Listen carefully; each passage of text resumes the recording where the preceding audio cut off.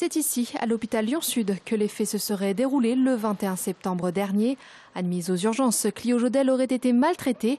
Selon elle, le personnel médical n'aurait pas cru à ses douleurs, car la jeune femme de 30 ans est atteinte d'une maladie génétique rare, le syndrome d'Ehlers. Je vais autant avoir les doigts qui vont se retourner jusqu'au poignet, par exemple, tout seul, d'un coup, avec des douleurs énormes, avec des espèces de crampes au niveau des jambes, où toute la jambe se durcit malgré que je sois inactif. Ça va jusqu'au mal de ventre, c'est vraiment à l'hémorragie. Les symptômes sont très étalés, après ça dépend des personnes. Il a fallu attendre près de 25 ans pour diagnostiquer le syndrome, car la pathologie est très méconnue des praticiens. Cette mère de famille de 3 enfants a pu mettre un nom sur son mal il y a seulement 2 mois. Si elle a décidé de porter plainte, c'est aussi pour que sa maladie ne soit plus ignorée. Je leur ai dit que j'avais un syndrome d'Ehlers, qu'il y avait un protocole de soins.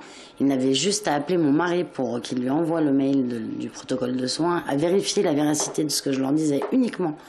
C'est la seule chose que je leur ai demandé et ils n'ont pas été capables de le faire. De son côté, la direction de l'hôpital n'a pas souhaité s'exprimer. En France, 500 000 personnes souffriraient du syndrome d'Ehlers.